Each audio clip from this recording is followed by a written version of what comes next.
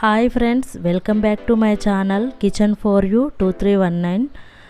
ఈరోజు mutton curry తయారు చేసుకుందాం. చాలా ఈజీగా సింపుల్గా కొత్తగా పెళ్ళైన వాళ్ళకు మటన్ కర్రీని కొత్తగా వండే వాళ్ళకు ఏ విధంగా తయారు చేసుకోవాలో నేను ఈ వీడియోలో చూపిస్తానండి. కుక్కర్ పెట్టుకొని 1 కప్పు ఆయిల్ వేసుకోవాలి. ఆయిల్ వేడైన తర్వాత 1 కప్పు ఆనియన్స్ వేసుకోవాలి. 1 కప్పు ఆనియన్స్ అంటే 2 మీడియం సైజు ఉల్లిపాయలు, 1 స్పూన్ అల్లం ఎల్లిగడ్డ పేస్ట్ వేసి ఉల్లిపాయలు అల్లం ఎల్లిగడ్డ పేస్ట్ లైట్ గోల్డెన్ కలర్ వచ్చే వరకు బాగా ఫ్రై చేసుకోవాలి.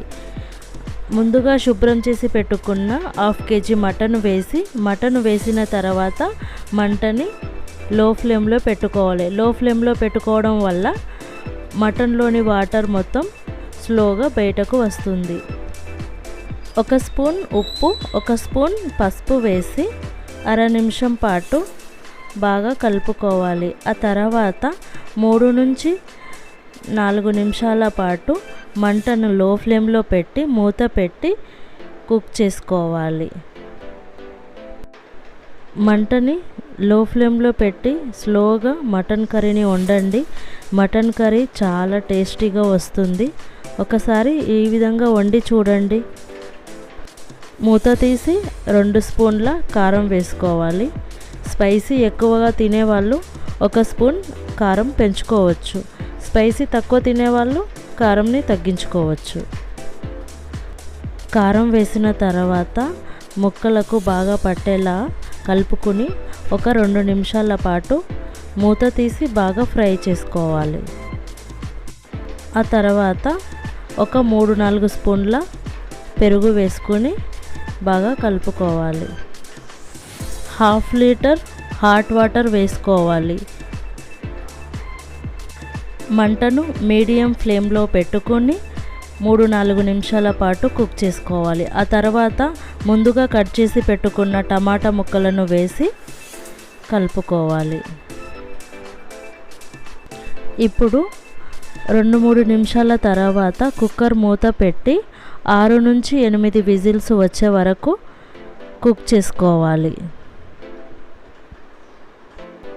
మసాలా కోసము ఒక కడాయి పెట్టి లవంగాలు, యాలకులు, చెక్క, షాజీరా, జీలకర్ర, ధనియాలు, ఎండు కొబ్బరి వేసి 1 నిమిషం పాటు బాగా ఫ్రై చేసుకోవాలి. ఈ విధంగా ఫ్రై చేసుకున్న తర్వాత స్టవ్ ఆఫ్ చేసుకుని చల్లారనిచ్చి ఒక మిక్సీ బౌల్లోకి వేసుకోవాలి. మిక్సీ బౌల్కి మూత పెట్టి మెత్తగా పౌడర్ చేసుకోవాలి. 6 నుండి 8 విజిల్స్ వచ్చే వరకు కుక్ చేసుకున్న తర్వాత మూత తీసి ముందుగా మిక్సీ పట్టుకున్న గరం మసాలాను వేసుకోవాలి. మసాలా వేసిన తర్వాత 1 నిమిషం పాటు మూత పెట్టి కుక్ చేసుకోవాలి. నిమిషం తర్వాత మూత తీసి కొంచెం కొత్తిమీర వేసుకోవాలి. అంతేనండి, ఈ మటన్ కర్రీ చాలా ఈజీగా రెడీ అయిపోయింది కదా. స్టవ్ ఆఫ్ చేసుకోవాలి. చల్లారిన తర్వాత ఒక బౌల్లోకి తీసుకోవాలి. రైస్తో, జొన్న రొట్టెతో తింటే చాలా బాగుంటుంది. ఒకసారి ఈ కర్రీని ట్రై చేయండి. మీకు నచ్చిందా? నచ్చితే లైక్ చేయండి, షేర్ చేయండి, సబ్స్క్రైబ్ చేసేయండి.